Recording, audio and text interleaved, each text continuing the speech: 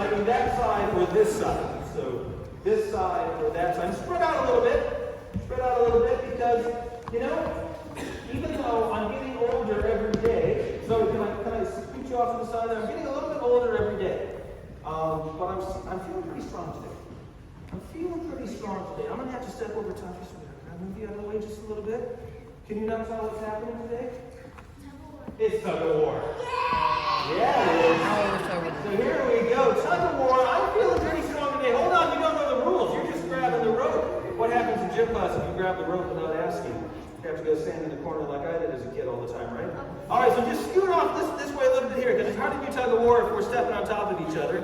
So you have to move over this way for me a bit. Thank you very much.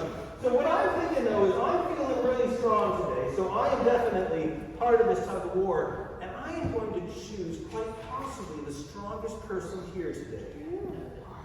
No way, Derek. That's really? Yes! You are my challenger in tug-of-war. All right, pick up the rope. Here we go. Come on, pick it up. Now I'm going to suggest, Alex, you're going to have to stand up and do tug-of-war. And I would suggest you don't go all the way to the end of the rope. I've got it about here, yeah? So here we go. A little bit here. Let's all be friends. Come on up here. Drop that bit of the rope. You don't want that part of the rope. You want that part of the rope. Now hold on a second. We have to start the ribbon in the middle. Now hold on. You've already started. We haven't started yet. You've already started. All right. So what you have to do is get the ribbon past that socket. I have to get the ribbon past this socket. All ready? Now you can go. Go. Go. Come on. Go. Go.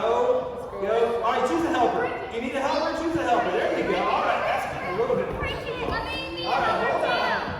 All right. I'm cutting off circulation in my fingers here. Okay. I'll get another helper in there. I'm feeling really powerful today. Yeah, sure, why not? You cannot choose.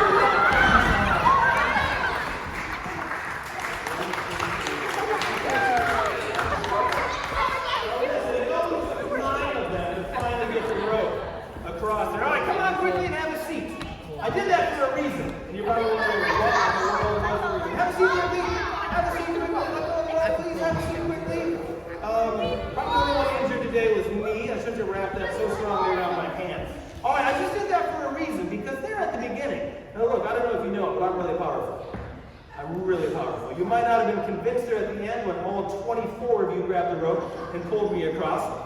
But at the beginning, I wasn't necessarily pulling my absolute hardest, and that was very nice of me, wasn't it, to not pull my absolute hardest? Did you think I was pulling my hardest at the beginning? Unconvinced. Not sure. But I did that for a reason, because in our story today, Jesus kind of did the same thing at the beginning that I did. Remember the person in the story who called out, Jesus, what do you have to do with me? Are you going to destroy me? Did Jesus destroy them in the story? No. Because that's not what Jesus does, right? Instead, exactly, Jesus says, I might be really powerful. And I might be able to pull you across a tug-of-war line just like that. But that's not what I do. And that's not the way that I come into your life. And we see this throughout Jesus' life. Right at the end of his life, as we're going to hear, as we're about to begin Lent, he says, look, if I wanted to, I could call a whole army of angels, and I could beat the Romans up. But does he do so? No, because that's not Jesus' way. So we saw that in the story today. You saw a really good example of it during tug-of-war there. But God, of course, has a lot of power, but God only uses the power that God has for love and mercy and grace in our life. Not to pull you across the line in tug-of-war as fast as possible, not to destroy, but to give love and life. Much like that tug-of-war today. Are you going to ask me about the tug-of-war? No, but I was trying to tell you something. Oh, what was it? What do you got? Somebody's birthday? No, I think he wanted to tell you that his birthday is January 6th. Oh! Well, I've got a year to remember that. Please do remind me next year, a little bit closer, maybe beforehand next year as well. That would be great. That's also the Epiphany, if we didn't know that. Excellent! All right, head on back to your seats.